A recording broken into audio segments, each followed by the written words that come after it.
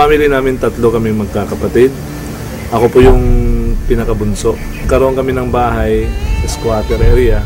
Itong kwarto ko po na dati. Dito po ako nakakaiga, natutulog. Dito talaga ako lumaki. Nakatira kami yung buong pamilya namin.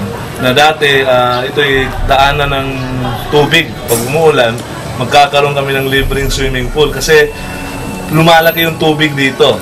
At ngayon ay siyempre natambakan na ng mga lupa at bago na, pero memorable masyado to kasi dito ako panganak at dito rin ako lumaki. Nakamalay na ako sa buhay ko, doon ko karoon ng mga pangarap na balang araw magkaroon kami ng bahay na maganda, na buhay na maganda. Dahil po yung buhay talaga namin napakahirap noon. Kasi nga yung trabaho ng papa ko, family driver ng isang counselor. Nakuha sa dahil sa kabaitan din ng papa ko. Kaya nakapagtrabaho siya sa city government, driver lang din. So yung mama ko naman din, siya naman yung nagpapatakbo ng karinderya. Yun din yung kinukunan ng extra income nila para makapag-aral kami magkakapatid. At nabubuhay kami sa 5-6 yung pautang. Hindi ako nakapagtapos kasi nga nabaon kami sa utang. Tinakripisyo ko yung pag-aaral ko dahil para sa kapatid ko. Kaya naghanap ako ng paraan na para makatulong sa parents ko. Dahil sa hirap na naranasan ko po. Yun yung naging lakas ko na para magbuo ng pangarap na balang araw malalampasan ko lahat ng problema namin. Malalampasan ko yung kahirapan namin. Naghanap ako ng mga oportunidad para mahihaon sa kahirapan yung family namin. Nung natapos na pag-aaral ng high school, way back 1999, parang naging tambay ako kasi 1 year din ako hindi nakapag-aral agad. Kaya yung ginagawa ko doon, talagang nagtatrabaho. Kaya lahat ng trabaho sa terminal, Ecoland Terminal o Terminal ng bus ay naranasan ko po yan. Paglilinis ng sapatos, yung pagbibenta-benta ng mga durian candy, at saka yung pagkakarga ng mga bagahe ng mga pasahero. Yun, naranasan ko po yun para makatulong ako sa mama at papa ko. Humingi ako ng pagkakataon ng Panginoon na kung bibigyan niya ako ng chance ay hindi ko talaga pakakawalan. Yung unang pag-iempleyado ko po, award craft po yun, yung paggawaan ng mga plaque, ng mga trophy. Actually, nagtrabaho ko para sa ate ko, para makapagtapos siya ng pag-aaral niya, na makatulong din ako sa mga tuition niya at saka sa parents ko. Nung nag-graduate yung ate ko, nag-stop na akong magtrabaho at pumasok na ako sa negosyo, pagninegosyo. Kasi alam ko nung sa pagninegosyo, doon natin makukuha yung mga pangarap natin.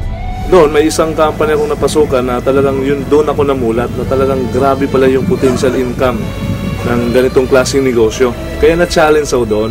Sabi ko, pag-aaralan ko to, kasi nasa-challenge ako sa mga taong umaasenso. Kahit anong background mo, nakapagtapos ka man wala, open sa lahat, sa mga taong nangangarap.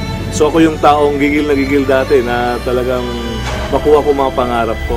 Kaya nung napag-aralan ko siya, ay hindi din pala parang gano-gano ka basta-basta kang papasok.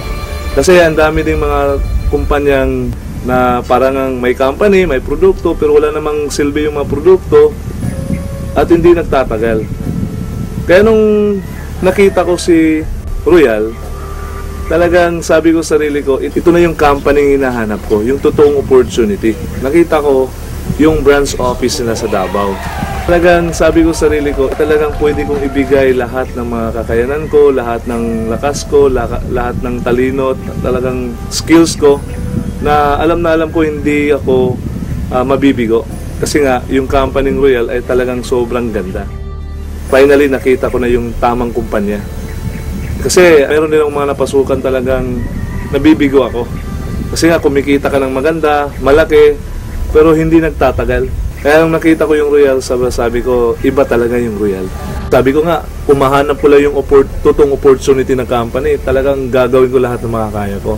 At hindi naman ako nabigo. Halos lahat ng mga pangarap ko na ibigay ng Royal. Before ako nag-Royal, muntik na talaga itong nawala yung bahay ko na ito. Kasi nga, yung previous company ko kumita pero hindi tumagal. Nagkautang-utang pa. Kasi nga, nawala din yung company parang bula. Dahil po sa Royal, nabayaran yung bahay na ito na matagal namin pinapangarap ng pamilya. 8 months ko nung tinabaho yung Royal, nakuha ko yung Montero Sport ko. First car ko, brand new car from Royal. Doon ko na unang na-experience na nagkaroon ako ng sasakyan dahil po sa Royal yon. At dahil din po sa Royal, after 1 year ko po, na-awardan po ako sa executive circle ng company. After 2 years ko, umabot na pala ako ng 6 million na kinita ko. Kasi na-recognize po ako as a presidential circle ng company Royal. Kaya grabe yung nangyari sa buhay ko. Lalo na ngayon, in 3 years time ko sa Royal, na nagkaroon ako ng opportunity na makasama sa travel ng company. Ang kagandahan po ay sa Brazil. Dito sa Royal, lahat sinasabi, lahat pinapangako nila ay nagkakatotoo. Iba talaga palang maka-abroad ka. Hindi ka lang nagninegosyo at kumikita, pero ma-experience mo ang totoong lifestyle na binibigay ni Royal. Grabe! Kaya noon, na-enjoy ko po yung travel namin sa Brazil. Ang kagandahan po, kinuha ko na naman yung pinakapangarap kong sasakyan. Sabi ko sa sarili ko dati, nung dati kong company, mabibili ko na yung Hummer ko. Kasi kumikita ko ng malaki, hindi tumagal. Bumagsak. Kaya parang nasaktan ako doon. Dahil sa Royal po, na-inlove ako ulit. At dahil po sa Royal, yung pinapangarap ko ay talagang nagkakatotoo lang. Ito na nga ho, yung Hummer or H2 ko po. Kasi sa Davao, hindi ka basta-basta magka-hammer dito. Yung mga nagka-hammer dito, yung mga may-ari ng mga mall, may-ari ng mga hotel, yung mga may-ari talaga na talagang kilala sa negosyo dito sa Davao. Ang malupit doon, isa sa nagmamayari ng hammer ay royalista.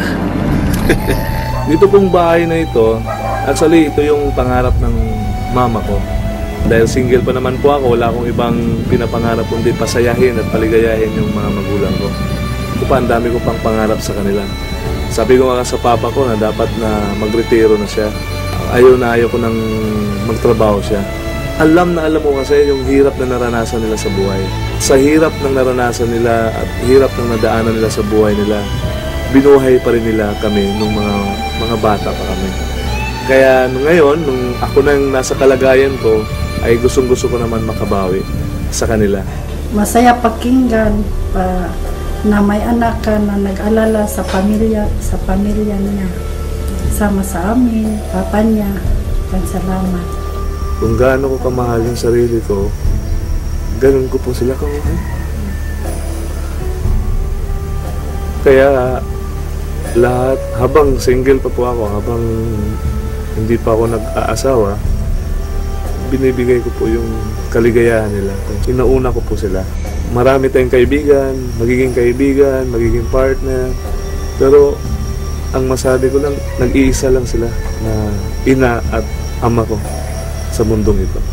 Kaya kahit anong mga hirap na naranasan ko sa pagninegosyo, makita ko lang sila, parang namomotivate na ako, parang nabibigyan ako ng lakas na ipagpatuloy yung naumpisan kong pagtatrabaho na maayos at yung tama. Sila din yung dahilan na umabot ako sa naabot ko ngayon. Kasi kung hindi dahil sa kanila, siguro matagal na ako ring nag-give up. Kaya kahit anong gawin ko, lahat ng ginagawa ko, sa ngayon po para sa kanila po.